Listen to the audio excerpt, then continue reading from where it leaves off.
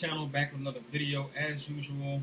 I didn't give y'all one last Sunday, but I'm giving y'all this one. This should be a quicker video, trying to make it under 10 minutes here. But make sure you like, share, subscribe, leave a comment down below as well.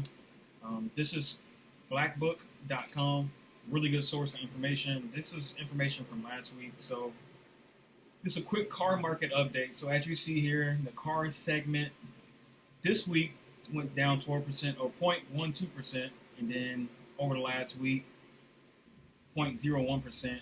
So, I mean, it's going down, not significantly. 0.12% is really nothing. They might as well not even report this, to be honest.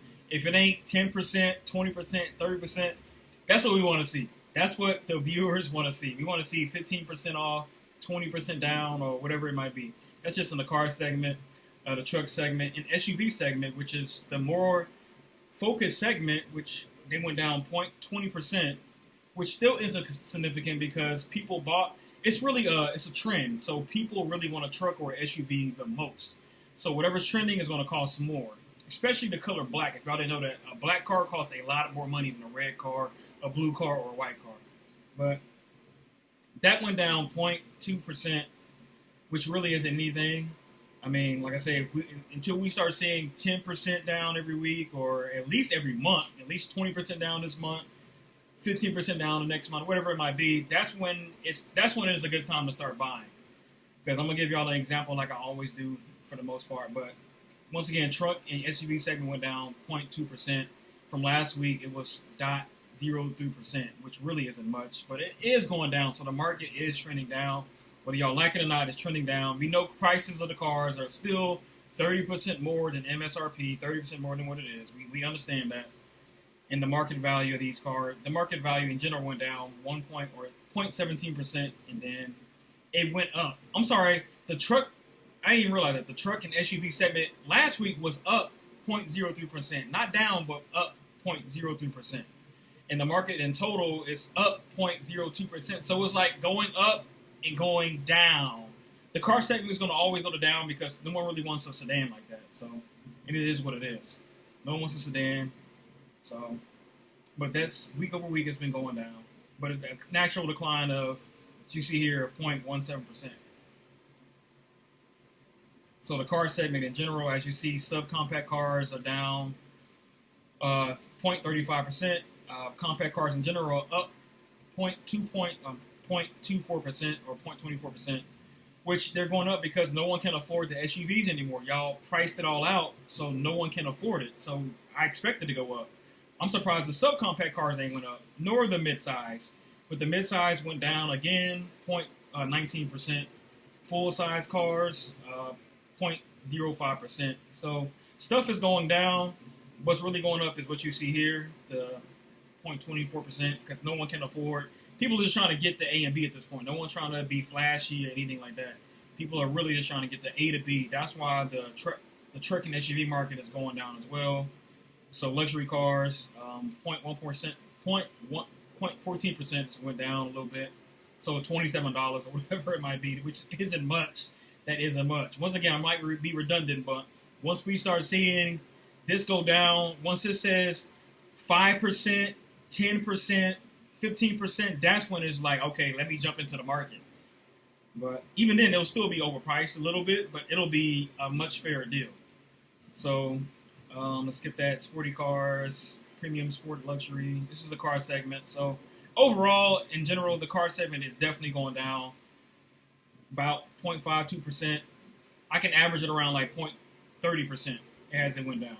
Or the average in general, 0.12%, as you see here. Cars in general, 0.12% in average. Truck and SUV segment. So subcompact, crossovers, all that good stuff. Ain't gonna go too much in detail. But small pickups are going up 0.28% because no one wants a full size. No one can afford the full size Toyota Tundra, at least the new ones. The full size Toyota Tundra, the full size ZZ1, or not ZZ1, but the Chevy Silverado. No one can afford those. They're looking at the small pickup because it's more affordable. Like, that's why in certain segments they're going up. Just like the car segment is going up with the small compact. This is going with the small pickup. This is what people can afford. So, and at the end of the day, most people can't even afford this stuff, but it is what it is. It's going down, though. The market is going down. So when the Fed cut the rate this past week, or last week, on Monday, was it, if I'm not mistaken, or 2 weeks ago, you know what I'm saying? It did what it was supposed to do. Now, your interest rate might be lower, but what they're trying to do is keep the prices at the same or go up more, because the dealerships will try to trick you to think that, oh, it's the same price, but you have a lower interest rate, but you're still kind of paying the same. If you look at it that way, you're still paying the same. So they can jump the price up $1,000 to $2,000, and it'll still be equal out to the same price. And at the end of the day, as we all know, no one really can afford the insurance. The insurance costs just as much as the car is. So, but we do see an overall decline of 0.20% in the trucks in the SUV segment. So that's kind of what I wanted to touch. I kind of wanted to get to my Durango because I'm still looking for a Durango. I'm still looking for one. And let's go. I'm looking for an 18 and up because it got the CarPlay in it. I just want to touch this real quick. I'm going to end the video. I didn't want to make this video too long. Because overall, the car segment is going down. Not fast enough, not as much as we wanted to. But when the Fed cuts the rate, it takes time to get into effect. It might take 5 or 6 months to actually we see the slowdown and stuff. But I wanted to show y'all something because I saw 2021. There we go, right here. This is what I was looking for. They're trying to sell people a 2021 Dodge Durango GT with 200,000 miles on it for $16,000. Bruh, this is a $5,000 car at this point. This isn't a Toyota. This is not a Honda. This isn't a Mazda. This is a Dodge vehicle. They want $17,000 for a 2021. Sorry if I'm getting louder. They want $17,000, not including taxes, not including insurance. Who in their right mind is going to buy this? You are dumb as. If you buy this, something is really wrong with you. No car, like you're going to have. I know how this car works. You're going to have suspension problems. The car itself, it really is reliable. It really is. The engine itself, it is good. As long as you don't get the lifter tick, this engine is golden. But you got to be kidding me. Like, this is for real. You got to be kidding me.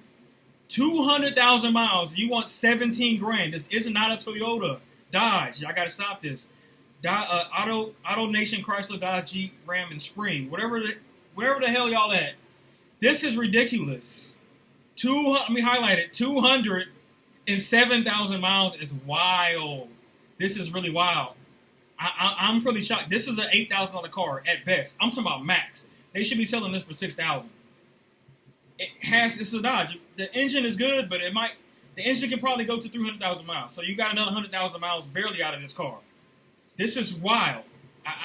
I'm shocked. I'm gonna end the video here because it made me mad when I first saw it. This is crazy. There's nothing. It got bumper damage on the front. Let's look into it. It got bumper damage on the front here. Like, no. There's nothing special about it. It's 200,000 miles. You got to put some work into this. You're going to have to. It looks good in the inside, but you got to. This 200,000 miles, man. You can't sell a car for this much. Even if it was a Toyota, I'm gonna buy it with this many miles on. I'm sorry. Toyotas is gonna last a long time, but this is ridiculous. This is just ridiculous. I'm done, man. It's your brother Mike Prophet. I'm out, man. Peace. Let me know what y'all think down in the video, down in the comment section below. Peace.